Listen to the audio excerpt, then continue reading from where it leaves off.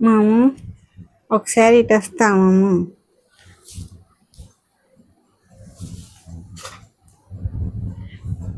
ఏంటమ్మా?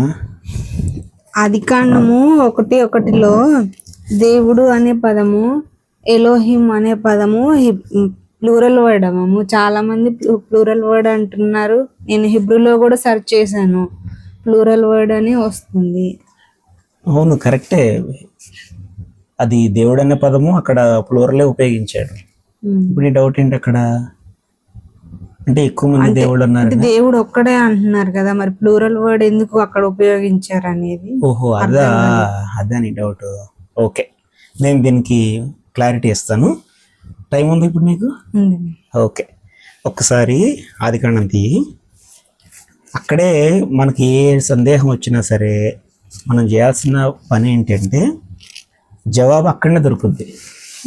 ఓకే, ఇక్కడ దేవుడు అనే పదము హిబ్రూలో ఎలోహిం అనే పదం ఉపయోగించారు.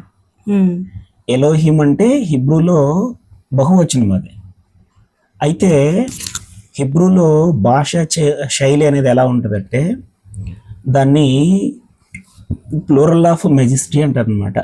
ప్లూరల్ ఆఫ్ మెజెస్టీ అంటే ఏంటంటే రాజుల్ని కానీ అధికారులను కానీ లేకపోతే గొప్ప స్థానంలో ఉన్నవాడిని గౌరవప్రదంగా చెప్పడం కోసం ఆ పదాలను ఉపయోగిస్తూ ఉంటారు. ఏక అంటే ఒక వ్యక్తి అయినప్పటికీ అక్కడ బహువచనం ఉపయోగిస్తుంటారు. ఉదాహరణకి మనం కూడా తెలుగులో అప్పుడప్పుడు బహువచనం ఉపయోగిస్తుంటాం. మీరు అని మాట్లాడతాం, ఒక వ్యక్తి ఉంటారు, ఆ వ్యక్తి గౌరవించదగిన వ్యక్తి అయినప్పుడు మీరు అని మాట్లాడతాం. మీరు అనేది నిజానికి బహువచనం అది, కానీ ఒక వ్యక్తికి ఉపయోగిస్తుంటాం.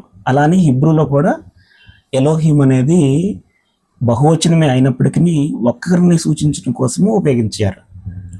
అయితే చాలా మంది దాన్ని అపార్థం చేసుకొని ఏమనుకుంటున్నారంటే ఇక్కడ దేవుడు అంటే బహువచనం కాబట్టి అనేక మంది దేవుళ్ళు ఉన్నారు బైబిల్లో, 2-3 ఉన్నారు అనే భావనలో చాలా మంది వెళ్ళిపోయారు. అయితే నిజానికి 3 దేవుళ్ళు అనే భావన చాలా మంది క్రైస్తవుల్లో ఉండిపోయింది ఇలాంటి మాటలను బట్టే. నిజానికి అసలు అక్కడ ఎలోహిం అనే మాటకి అర్థము మనకు ఆ అధ్యాయంలోనే దొరికిపోద్ది. ఎలాగనంటే మొదటి వచనం చదువు ఒకసారి. ఆదియందు దేవుడు భూమి ఆకాశములను సృజించెను అని అంటున్నాడు. సృజించెను అన్నప్పుడు అక్కడ ఏకవచనం ఉపయోగిస్తున్నాడు. ఒకవేళ 2-3 చేసుంటే సృజించారు అనాలి కదా, కానీ అలా ఉపయోగించలేదు. అక్కడ సృజించెను అని అంటున్నాడు, ఏకవచనం. దాన్ని హిబ్రూలో బారా అంటారన్నమాట. ఏకవచనం అది. ఏకవచనంతో ఉపయోగిస్తున్నప్పుడు అక్కడ మనకు అర్థమైపోవాలి, ఓహో ఇది ఒక్కళ్ళ కోసమే చెప్తున్నాడా అని. ఇంకా కింది వచనాలన్నింటిలో మనం చదివినప్పుడు ఏమంటున్నాడు, దేవుడు మంచిదైనట్టు చూసెను, దేవుడు పలుకగా, ఓకే, దేవుడు పలుకగా అనే మాటలు తరచూ కనపడతా ఉంటాయి. దేవుడు పలికితే కలిగాయి ఇవన్నీ. సో దేవుడు అనేది అక్కడ బహువచనమే అయినప్పటికీ అది గౌరవప్రదంగా సూచిస్తూ వాడబడినటువంటి మాట. అది దేవుడు కలిగించాడు, ఏకవచనంలో ఉపయోగిస్తున్నాడు ఆ మాటని. ఇది నీకు అర్థం కావడానికి కొన్ని ఎగ్జాంపుల్స్ కూడా చెప్తాను నేను, కొంచెం క్లారిటీ, మళ్ళీ డౌట్ రాకుండా నేను ఒక క్లారిటీ ఇస్తాను. అదేంటంటే ఉదాహరణకు నిర్గమకాండము 7వ అధ్యాయం ఒకసారి. నిర్గమకాండము 7వ అధ్యాయము మొదటి వచనంలో ఏమంటాడు అక్కడ? కాగా యెహోవా మోషేతో ఇట్లా, నేను ఇదిగో నిన్ను ఫరోకు దేవునిగా నియమించి తిని. అదే ఇక్కడ దేవునిగా నియమించి తిని అనే మాట ఉంది కదా, దేవునిగా అనే మాట ఉంది కదా, దానికి కూడా ఎలోహిం అని ఉపయోగించాడు. సో దేవునిగా అని ఎలోహిం అనే పదము అక్కడ ఎవరున్నారు? మోషే. ఎంతమంది ఉన్నారు మోషేలు? ఒక్కడే మోషే ఉన్నప్పటికీ అక్కడ ఎలోహిం అనే పదం ఉపయోగించాడు. సో ఇప్పుడు ఇక్కడ ఏమనుకోవాలి మరి? మోషేలు చాలా మంది అనుకోవాలా? మోషే అంటే 3 దేవుళ్ళు అని అనుకోవాలా? అట్లా లేదు కదా. సో ఇక్కడ దేవునిగా నియమించిన మాటకు కూడా ఎలోహిం అనే పదం ఉపయోగించారు. సో ఇక్కడ అధికారాన్ని సూచించే ఉపయోగిస్తున్నటువంటి మాట అది. ఇంకా ఒక మోషేకే కాదు, ఇంక ఇలాంటి సందర్భాలు చాలా ఉన్నాయి. కొన్నిసార్లు విగ్రహాలకు కూడా ఇలాంటి పదాన్ని ఉపయోగించాడు. తెలుసా? విగ్రహాలు అంటే అన్ని దేవతలు కదా, సో ఎలోహిం అనే పదము ఒక దేవునికే కాదు, మోషేకే కాదు, విగ్రహాలకు కూడా ఉపయోగించాడు. ఒక ఉదాహరణ చెప్తాను. సమూయేలు గ్రంథము మొదటి గ్రంథంలో, సమూయేలు మొదటి గ్రంథము 5వ అధ్యాయంలో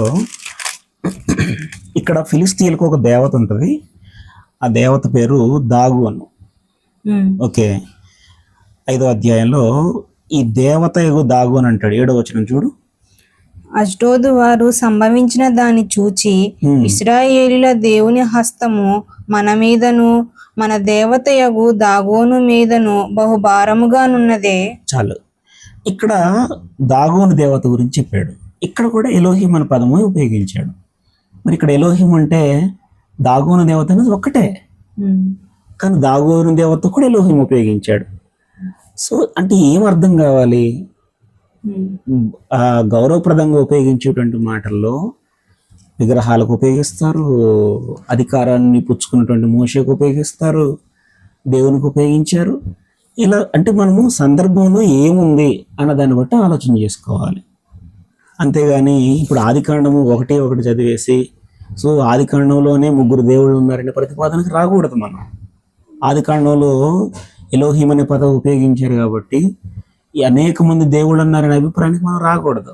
అలా వస్తే బైబిల్ అంతట్లో దేవుడు ఒక్కడే, యెహోవా అయ్యే దేవుడు, ఆకాశములకు సృష్టికర్త యెహోవా అయ్యే దేవుడు, ఇలాంటి మాటలు ఉంటాయి. అప్పుడు అర్థం చేసుకునేటప్పుడు కన్ఫ్యూజన్ వస్తుంది. అదేంటి ఆదికాండంలో ఎలోహిం అంటే 3 అని చెప్పారు, మరి ఇక్కడ చూస్తే యెహోవా అయ్యే దేవుడు అంటున్నారు అంటే కన్ఫ్యూజన్ వస్తుంది అనమాట. సో కన్ఫ్యూజన్ రాకుండా ఈ క్లారిటీ నీకు ఉపయోగపడుద్ది అనుకోండి. ఉపయోగపడదా? ఓకే ఓకే, అది పనుంది. అర్థమైందా? ఓకే, ఈసారి ఎవరు చెప్పినా కానీ కన్ఫ్యూజ్ అవ్వకు. ఎలోహిం అంటే సందర్భంలో అక్కడ ఆదికాండంలో ప్రత్యేకించి ఒక్క దేవుని గురించి చెప్పాడు. అనేక మంది దేవుళ్ళు లేరు, ఒక్కడే దేవుడు, ఒక్కడే అదనమాట. ఓకేనా? సరే, నాకు కొంచెం పని ఉంది, నేను వెళ్తున్నాను. మళ్ళీ వస్తాలే, 1 గంటలో వస్తా.